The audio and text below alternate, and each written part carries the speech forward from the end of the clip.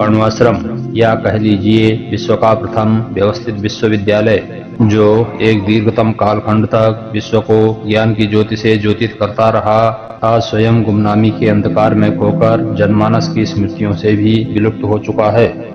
अब जब हम शास्त्रीय प्रमाणों द्वारा सिद्ध कर चुके हैं कि कण्वाश्रम का अस्तित्व मालनी नदी के तट पर शिवालिक श्रेणियों के पाद प्रदेश में वर्तमान कोड़दार भाबर की धरती पर विराजित हुआ करता था, तब भी उन भौतिक प्रमाणों की आवश्यकता बनी हुई है जो दिए गए शास्त्रीय प्रमाणों को परिपुष्ट कर सकें।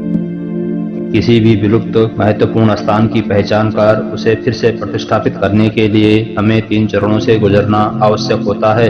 पहला, प्राचीन लिखित साक्ष्य। दूसरा, शोधार्थियों द्वारा किया गया शोध। तीसरा, पुरातत्व की उपलब्धता। आइए मालनी तट पर स्थित चौकी घाट तथा अन्य निकटवर्ती स्थलों, जिन्हें पौराणिक कण्वाश्रम का परिक्षेत्र होने का गौरव दिया जा रहा है, उन्हें इन तीनों कसौटियों पर रखते हैं।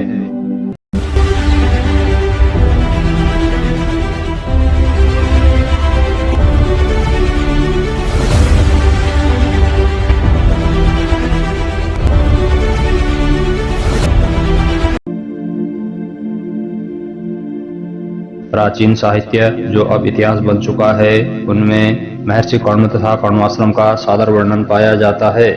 ऋग्वेद के किल्विष सूक्त में कण्व व कण्वाश्रम के वर्णन से सिद्ध हो जाता है कि कण्वाश्रम महर्षि कण्व की वैदिक कालीन संरचना है। वेदों के मंत्र दृष्टा ऋषि होने के कारण यह भी स्पष्ट है कि कण्व वैदिक कालीन ऋषि थे, जिनके उत्तराधिकारी शिष्य अपनी गुरु परंपरा को धारण कर स्वयं को कण्व ही कहलाते रहे। वेदों की ज्ञानपरक व्याख्या प्रस्तुत करने वाले ब्राह्मण ग्रंथों में शतपथ नामक ब्राह्मण ग्रंथ में कण्वाश्रम का उल्लेख पाया जाता है।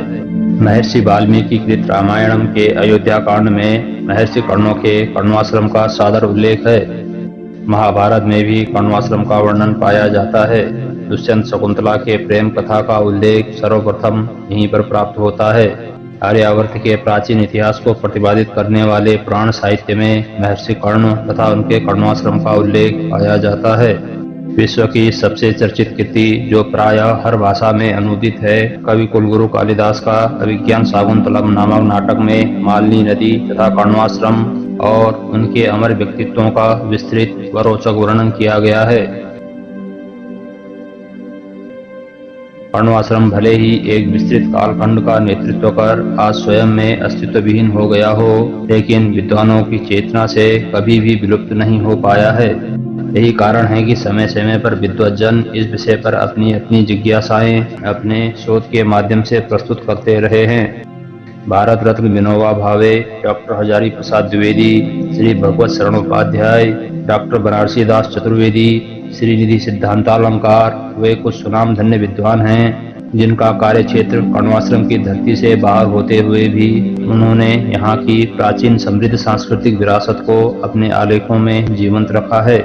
निर्भीक राजनेता, साहित्य के परम पारखी डॉक्टर संपूर्णानंद जी ने उत्तर प्रदेश के मुख्यमंत्री रहते कण्वाश्रम का जो हित किया है, उसे शब्दों में व्यक्त नहीं किया जा सकता है। उनके द्वारा ही शास्त्रों का गहन अनुशीलन कर इस स्थान को उसकी वास्तविक पहचान दिलवाई गई।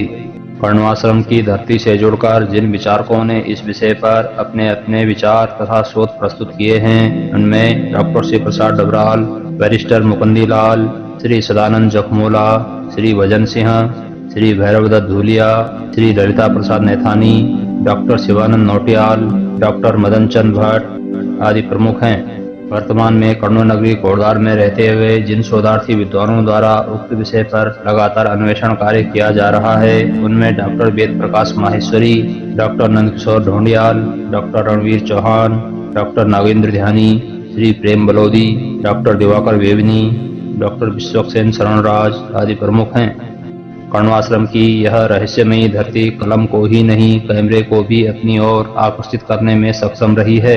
कण्वाश्रम की पावन धरा पर घटित दुष्यंत और शकुंतला की प्रेम कथा को आधार बनाकर भारतीय फिल्म इंडस्ट्री द्वारा सन 1919 से लेकर 1961 तक दर्जनों फिल्में बनाई जा चुकी हैं।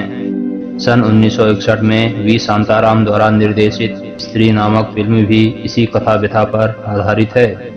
इस फिल्म की विशेषता यह है कि इसका दृश्यांकन कर्णवाश्रम के आसपास मालिनी तटों पर ही हुआ है। यही नहीं, 1966 में इस विषय पर तेलुगु तथा 1967 में तमिल भाषा में भी फिल्में बन चुकी हैं। 1992 ईस्वी का वह कालखंड जब मालिनी नदी ने भयंकर जल प्रलय उपस्थित कर दिया था, इससे तटवर्ती गांवों में जनधन की अपार क्षति हुई थी। किंतु आपदा के इस क्रूर कहर में जो हितकारी तथ्य निकलकर सामने आया वह यह कि इसने भूगर्भ में समाये कर्णवाश्रम को फिर से संसार के सामने लाकर उपस्थित कर दिया था। नदी के प्रबल प्रवाह में कर्णवाश्रम के पुरातत्व संबंधित सामग्रियों के प्रकट हो जाने के कारण गुमनामी में खो चुके कर्णवाश्रम फिर से चर्चा का विषय बन गया था।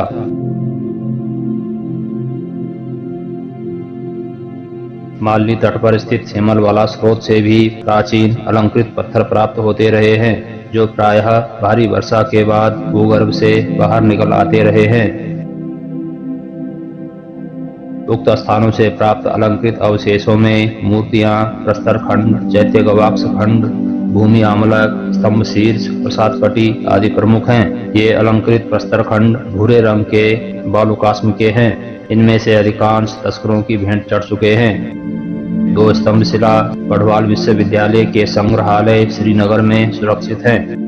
कर्णवाश्रम के कुछ अवशेष जिन्हें सहेजकर देवालयों में रखा गया है, उनमें चौकीघाट मंदिर में आकाश विहारिणी अप्सरा, उदयरामपुर के मंदिर में चित्रित शिला, कर्णवाश्रम देवालय परिसर में स्तंभ शिला, कर्णवाश्रम मृग विहार में आमलक आकर्षण के केंद्र हैं। प्रसिद्ध शिकार साहित्यकार श्रीनिधि सिद्धांतालंकार ने अपनी मालिनी नदी घाटी की यात्रा में नजीबाबाद के निकट लुगादड़ी गांव से यहाँ से बहकर गई एक अलंकृत शिलाखंड को खोज निकाला था। मालिनी तट पर स्थित सती मठ और आमडाली के परिक्षेत्र में भी प्राचीन बसावट के चिन्ह अपने समृद्ध अतीत की कहानी कहते दिखलाई पड़ते हैं। कर्णवाश्रम के निकटवर्ती स्थलों जगदेवगढ़ी तथा मोरध्वज परिसर में भी तत्कालीन पुरातत्व संबंधित अलंकृत शिलाएं विद्यमान हैं। इसी प्रकार पांडुवाला, जो वर्तमान समय में लालढांग के निकट है, वहां भी उसी वास्तुशिल्प से निर्मित अलंकृत प्रस्तर खंड प्राप्त हुए हैं। पुरातत्वविदों द्वारा जांच के उपरांत पाया गया कि उक्त सभी पुरातात्विक सामग्रियों के निर्माण का समय 8वीं से 12वीं सदी है। उस समय उत्तराखंड पर कत्यूरियों का एक छत्र शासन था। वास्तुशिल्प के क्षेत्र में कत्यूरियों का शासनकाल उत्तराखंड हिमालय के लिए स्वर्णकाल सिद्ध हुआ। जितने भी दिव्य भव्य और प्रसिद्ध देवालयों को आज हम देख पा रहे हैं, सब कत्यूरी काल की संरचनाएं हैं। कत्यूरी शासकों ने ही पौराणिक कर्णवाश्रम, जो बांस और वनस्पतियों की संरचना पर आधारित था, पत्थरों की दीर्घ और उन्नत अलंकृत संरचनाओं से सुशोभित कर डाला था। कत्यूरियों से भी पूर्व 1500 ईस्वी पूर्व से लेकर 300 ईस्वी तक उत्तराखंड पर शासन करने वाले कुनिंदों ने अपनी मुद्राओं में हिरण चबाती शकुंतला, मृग से खेलती शकुंतला तथा हिरण के आकर्षक चित्रों का अंकन कर उनकी स्मृतियों को चिरस्थायी बनाने का महान प्रयास किया है। 100 ईस्वी पूर्व जब महाकवि कालिदास ने अभिज्ञान शाकुंतलम की रचना की, उस समय उत्तराखंड में कुनिंद राजा अमोघ भूति का शासनकाल था। इस नाटक से प्रभावित होकर ही उन्होंने अपनी राजकीय रजत मुद्राओं में अभिज्ञान शाकुंतलम की भावभूमि पर उक्त चित्र मुद्रित किए, जो भेड़गांव, सुमाड़ी, सुरुघ्न तत्यूड़ से प्राप्त हुए हैं। ये है कर्णवाश्रम के अतीत की कहानी, काल के उस घोर प्रहार की कहानी जिससे कोई भी नहीं बच सका। यह कर्णवाश्रम भी नहीं बच पाया। बौद्धों, मुगलों, गोरखा आक्रमणकारियों के घोर प्रहारों को झेलता हुआ कर्णवाश्रम क्रमशः बदहाल होता चला गया। 1803 ईस्वी का भयानक भूकंप उसके लिए प्रकृति का वह अंतिम क्रूर प्रहार था, जिसने उसके शेष बचे खंडहरों को भी धरती में मिला दिया था। आज जब उस कर्णवाश्रम महान के अलंकृत पत्थर धरती से निकलकर अपनी कहानी कहने का प्रयास कर रहे हैं, तब हमारा संपूर्ण प्रयास यही है कि हम उनके उन संकेतों को वह स्वर दे सकें जिसे वे कहना चाह रहे हैं।